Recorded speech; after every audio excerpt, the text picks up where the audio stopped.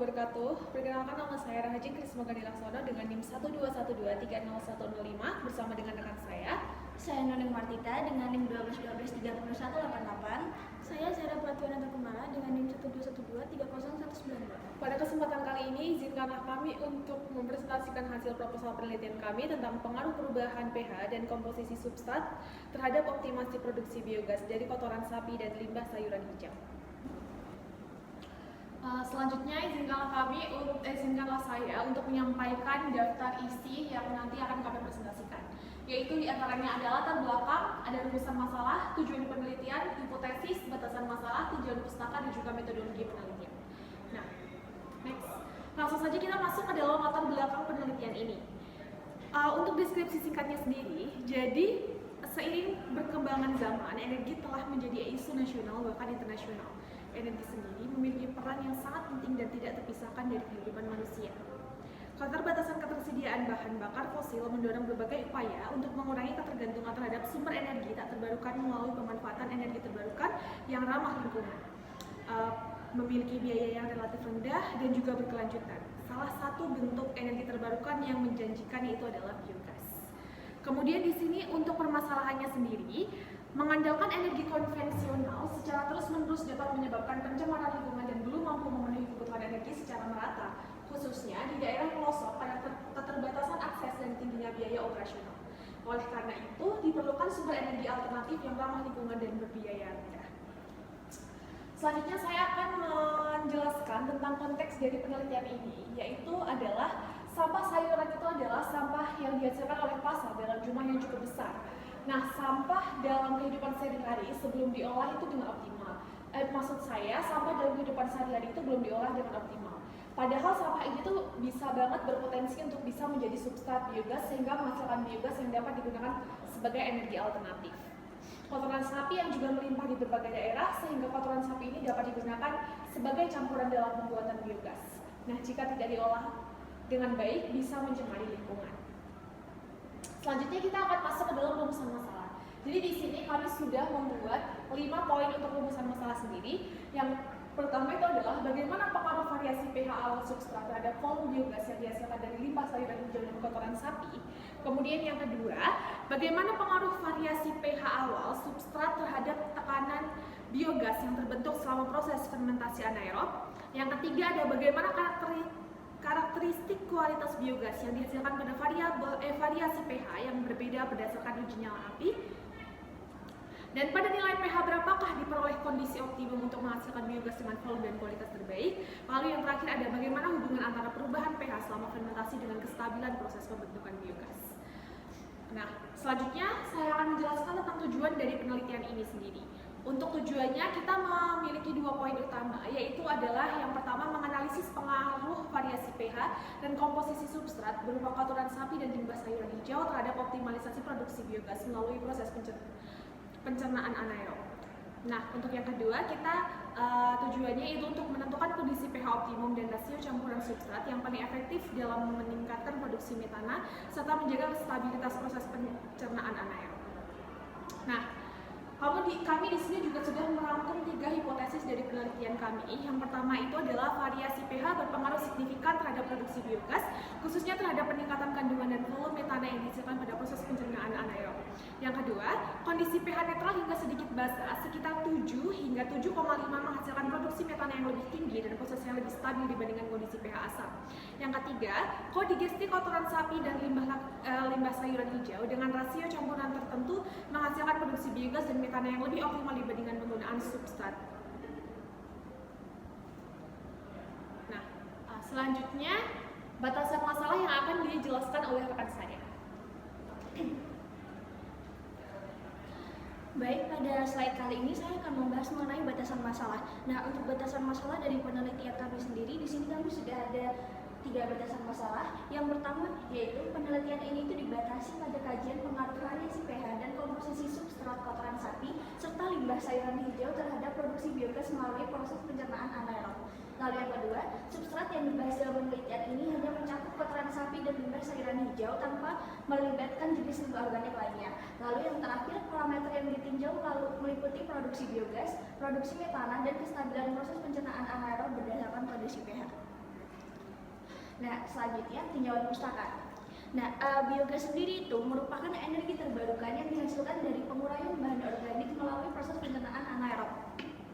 Nah, proses ini sendiri itu berlangsung di dalam digester anaerob yang berfungsi sebagai reaktor tertutup untuk mendukung aktivitas mikroorganisme penghasil biogas. Nah, pembentukan biogas ini itu dipengaruhi oleh beberapa faktor utama antara lain yaitu pH, suhu, dan komposisi substrat.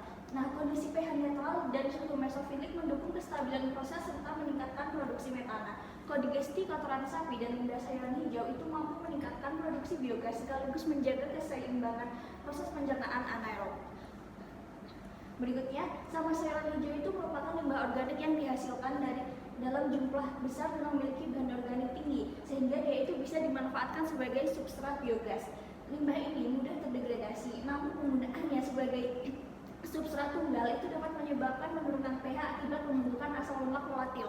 Oleh karena itu, kodigesti sampah sayuran hijau dengan kotoran sapi itu diperlukan untuk menyeimbangkan rasio CN dan menjaga kestabilan proses pencernaan anaerob serta meningkatkan produksi biogas itu sendiri.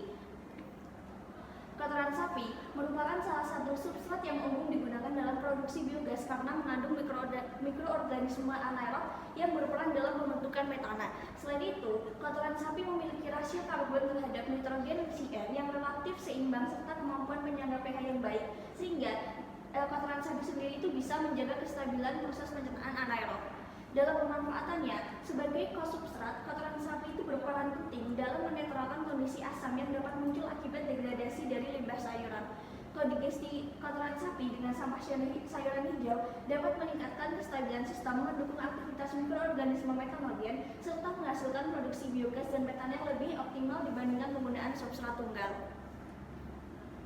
Nah, lalu berikutnya di sini akan dijelaskan bagaimana peran inokulum sapi pada proses digester anaerob. Nah, peran inokulum kotoran sapi ini pada proses digester anaerob sebagai sumber mikroorganisme anaerob terutama bakteri metanogen yang berperan dalam memulai dan mempercepat proses pencernaan anaerob. Selain itu, inokulum kotoran sapi ini juga bisa membantu menjaga kestabilan pH sistem melalui kapasitas penyangga alamiah, sehingga mampu menekan pembentukan kondisi asam yang dapat menghambat aktivitas mikroorganisme. Dengan adanya inokulum kotoran sapi, proses pembentukan metana itu dapat berlangsung lebih stabil dan efisien. Nah, lalu di sini ada metodologi penelitian yang akan dijelaskan oleh partner saya.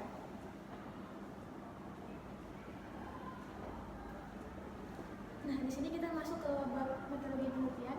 Di sini bahan dan alat yang kita butuhkan yaitu yang pertama yaitu limbah sayuran hijau, kotoran sapi, E4, air, dan larutan HCl dan NaOH.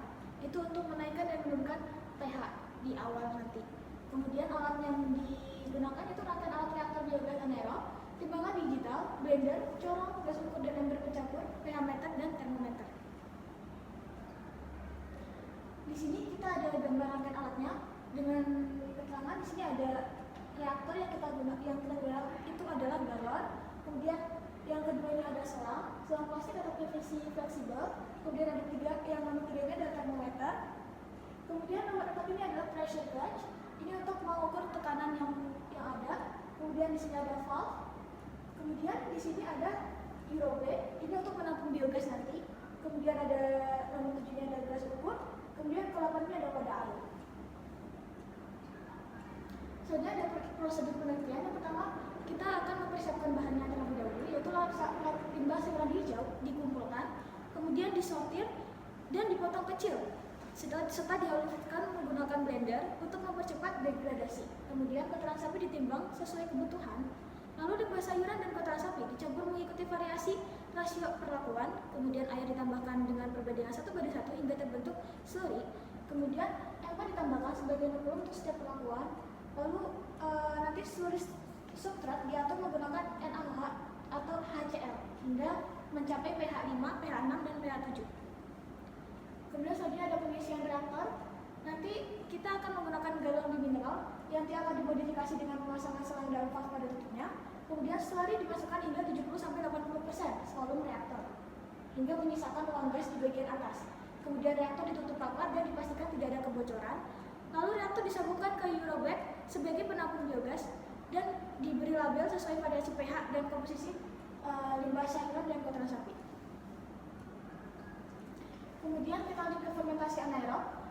Nanti reaktor akan ditempatkan pada ruangan bersuhu stabil atau suhu ruangan yaitu sekitar 26 sampai 34 derajat Celcius. Kemudian fermentasi dilakukan selama 25 hari tanpa membuka reaktor. Lalu volume biogas dicatat setiap hari dari dirobek.